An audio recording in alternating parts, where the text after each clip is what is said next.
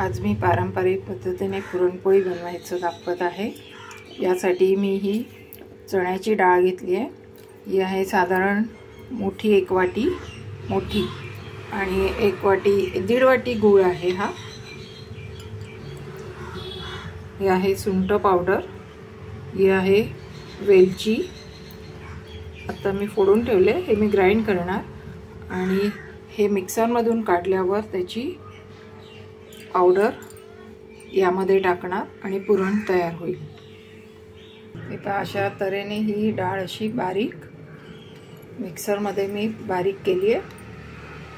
आता यामध्ये ही वेलची पावडर आहे, ही सुंठ पावडर आहे, ही मी घालणार आहे। ही अर्धा चमचा आहे आणि वेलचीच्या पाकळ्या आहेत 7-8, मी ठेचून घेतल्या।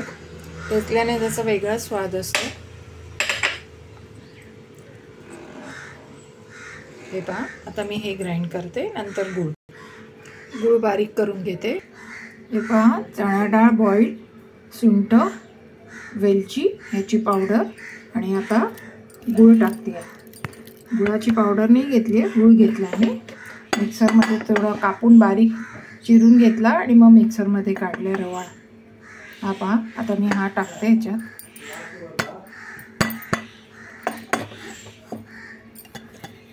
चिकट आहे म्हणून येत नाही डायरेक्ट।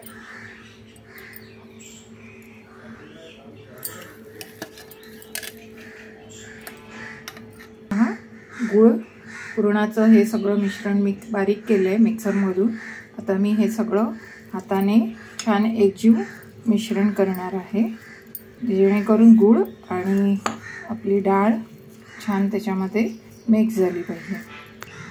पुरणपोळीचं सारण तयार झालंय, पण मला ते थोडंसं पातळ वाटतंय गूळ टाकल्यानंतर। आजकाल असाच गूळ येतो, पूर्वी आम्ही पाट्यावर वाटायचो तर अगदी कोरडं मिश्रण व्हायचं, पण आता त्याच्यामुळे आम्हाला परत ते गॅसवर तुपामध्ये शेकून घ्यावं लागतं, ड्राय करावं लागतं।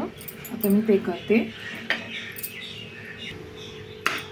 नॉनस्टिक घेतलेलं आहे जाड पॅन कढई, त्यामध्ये मी तूप टाकलं, साजूक तूप। हे जरासं गरम झालं की लगेच ह्याच्यात मिश्रण टाकणार आहे। हे पहा, तूप गरम झालंय, त्यामध्ये मी पुरण जरा ड्राय करून घेते बारीक ह्याच्यावर हळूहळू।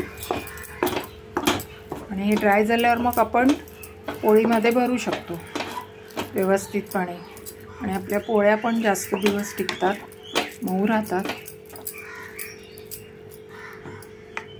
पुन्हा मी किंचितसं मीठ टाकणार आहे, त्याच्याने थोडीशी टेस्टमध्ये छान लागते। असं सारखं हलवावं लागतं, तेव्हाच ते ड्राय होईल। हे पहा, पुरणपोळीचं सारण बनवून तयार। हे मी ड्राय केलंय तुपामध्ये, पॅनमध्ये नॉनस्टिक।